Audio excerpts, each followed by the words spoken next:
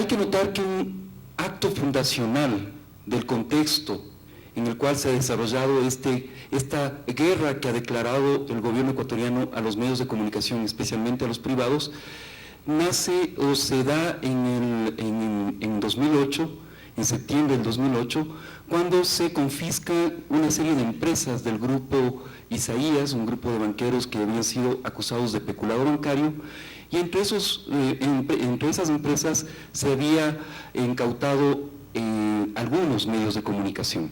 Los canales incautados, los canales confiscados por el Estado, no tienen fuentes en sus informaciones, no presentan fuentes. El 38% de la información, ¿no es cierto?, no tiene ninguna fuente. El 18% tiene una sola fuente y 42% dos o más fuentes. Si sumamos ninguna fuente y una sola fuente, como está hacia la izquierda, ustedes van a ver entonces que el 57% de la información o no tiene fuente o tiene una sola y única fuente. Les hablábamos al principio de que el uso de las fuentes, el uso de una sola fuente, si uno cruza ese dato con este dato de aquí, va a obtener cuál es la estrategia discursiva que se está aplicando en los canales incautados. Y nos referimos a este cuadro que nos indica cuáles son los frames o los encuadres conceptuales en los cuales se encuadra, para ser redundante, la información. Y ustedes ven que el principal encuadre, el principal frame, ¿no es cierto?, es justamente el ningún frame. ¿No es cierto? No hay ningún frame en la información que ofrecen los canales incautados. Pero nosotros en el análisis preliminar que hemos hecho, le hemos llamado a este encuadre en realidad la voz de Dios. ¿No es cierto?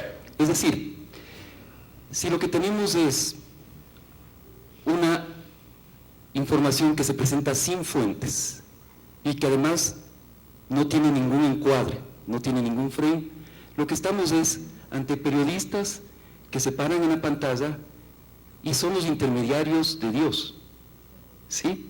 O sea, son los que ofrecen información que va más allá de cualquier cosa, que no tiene fuente, que no tiene lugar, que no tiene ningún contexto.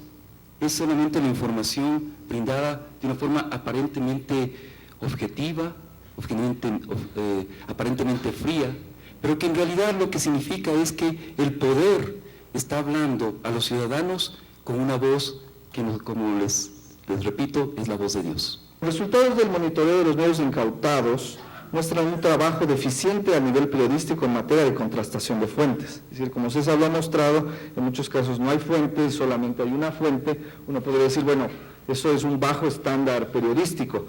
Bueno, digamos que esa sería como una primera explicación, pero hay que preguntarse si esto es realmente casual, esto es solamente descuido de los periodistas que están laborando en estos medios. Y quisiera plantear como hipótesis que esto no es así. Pero vemos que muchas veces los noticieros antes empezaban con lo que yo le llamo drogas duras, o sea, con política, economía, justicia, y llevábamos unos 10, 15 minutos del inicio de los noticieros con noticias duras.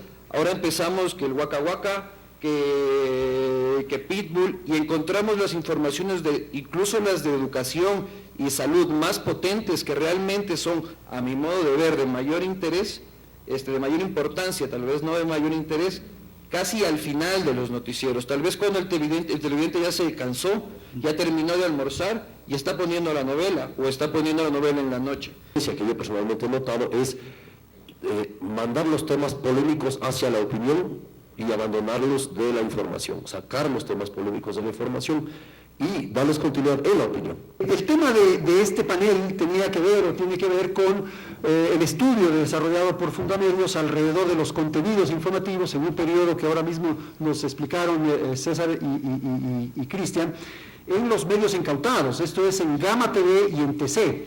Y me parece que lo central que permite saber o entender lo que ocurre es lo que dijo César, en el sentido de que esos medios fueron incautados, fueron decomisados por el gobierno de Rafael Correa, y eso se produjo con el pretexto del feriado bancario y de todas estas acciones que llevaron adelante los señores de Isaías.